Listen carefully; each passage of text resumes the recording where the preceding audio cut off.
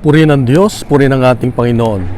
Alam mo ba na ang pinakamataas na uri ng pagsamba ay yung kaya mong sambahin ang Diyos dahil sa kanyang pagpapakasakit at kamatayan sa krus.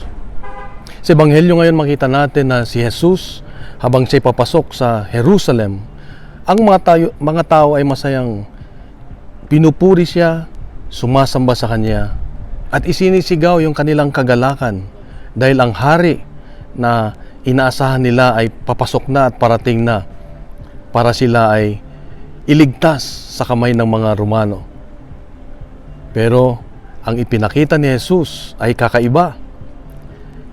Ang pinakita niya ay ang kanyang sakripisyo, kanyang tinanggap ang kanyang pagdadaanan na sakripisyo at kamatayan, kahit kamatayan sa krus.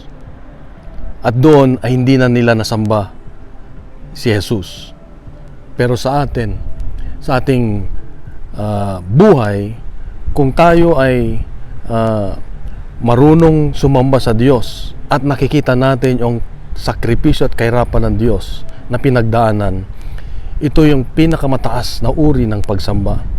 Kaya nga, pag meron tayong mga pinagdadaanan sa buhay, meron tayong pinagdadaanan na pasakit ng ibang tao o mga nilalagay sa atin na mga pabigat sa ating buhay, kung ating natatanggap at napupuri pa rin ang Diyos, ibig sabihin tayo ay nakikiisa sa pinagdaanan ni Jesus. Kaya magalak ka, kapatid, kung kaya mo pa rin pasalamatan ang Diyos sa iyong mga kahirapan o pagsubok sa buhay.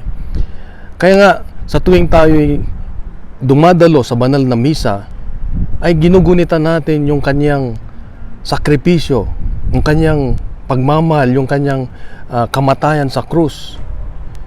Na ibig sabihin, sinasamba natin siya at nakikita natin ito.